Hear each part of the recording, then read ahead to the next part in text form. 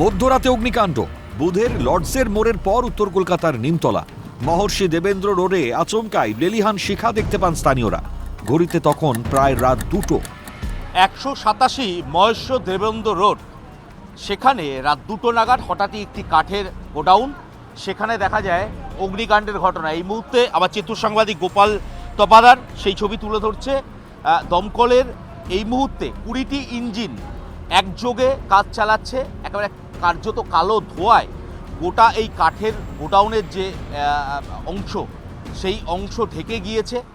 কিছু বোঝা যায়নি। আমরা 2:30টার সময় খবর পেয়েছি আগুন লেগে গেছে, বাড়ি থেকে ছুটে এসেছি, তাই এসে দেখছি তখন আগুন জ্বলছে। মাঝের মধ্যে দমকল সাপ্লাই বন্ধ হয়ে যাচ্ছে। আজ তো হয়েছে, কিন্তু ওটা আমি কি করে বলবো, আমি তো নিজের চোখে দেখিনি যে কি বাস্ট করছে। এটা আওয়াজ হয়েছিল।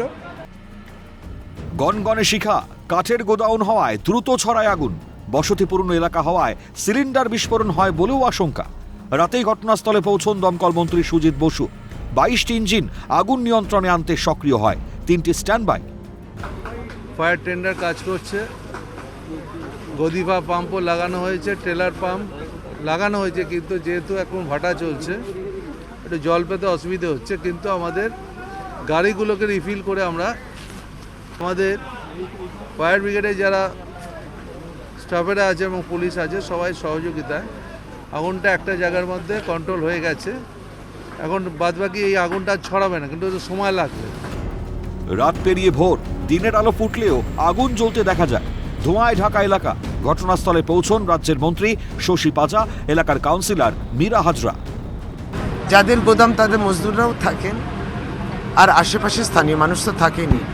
সুতরাং আমাদের একটা সাবধানতা, নিশ্চয়ই আমি আর খুবই অল্প ভাষায় এই জিনিসটা বললাম, আমাদের সত্যি চিন্তা হচ্ছে। কন্টিনিউ এখানে আছি, তখন 2টো থেকে এখানে রয়েছি আমি, আমার ওয়ার্ড প্রেসিডেন্ট, আমরা দুজনেই এখানে কন্টিনিউ রয়েছি। মানুষের যেগুলো প্রবলেম হয়েছে, কিছু কিছু লোককে আমি কমিউনিটি হলে রেখেছি। ম্যাডাম খাওয়া দাওয়া ব্যবস্থা, জামা কাপড় আমরা সবাই মিলেমিশে করে দেবো।